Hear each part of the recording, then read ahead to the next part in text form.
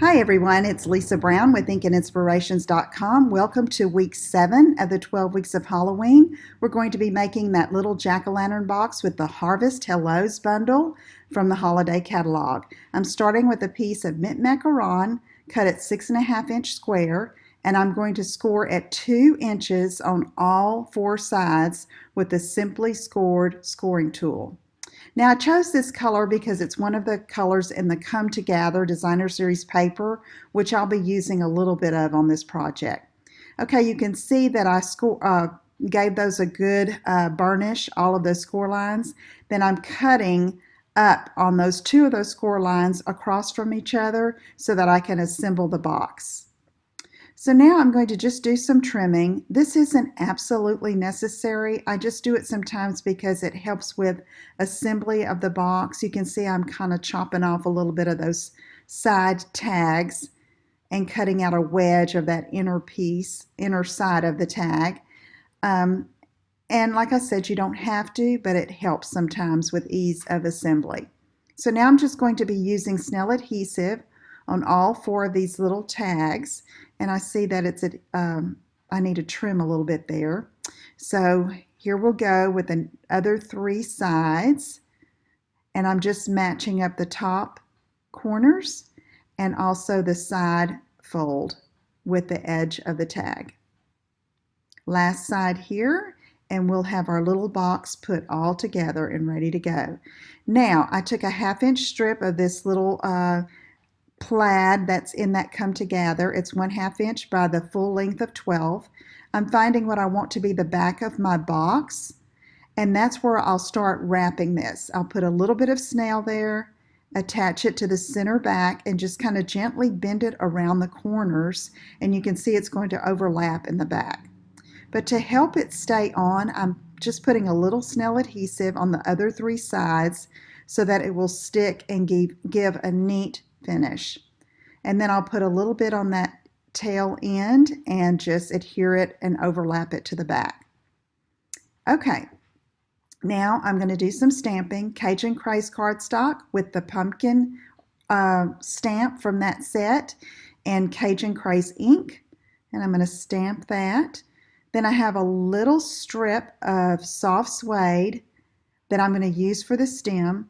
I'm going to stamp it in soft suede ink and punch that out separately from the pumpkin. So now I'm going to get the Apple Builder punch that comes in this bundle, and I'm going to punch out the pumpkin, and then I'll move over to the soft suede and punch out the stem. Just need a little scrap for that.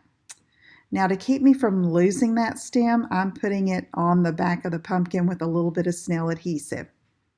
So now I take the jack-o'-lantern face and I'm going to ink it up with Memento Black ink and stamp it over top of the pumpkin and make it a jack-o'-lantern. So cute. Okay, next I have another scrap piece, or that same scrap piece of Cajun Craze and the Hey There Pumpkin sentiment. And I'm going to stamp it. I didn't like that first try, so I'm doing it again. Then I'm just going to take my paper snips and cut out around that sentiment. Doesn't have to be perfectly straight, just get it cut out.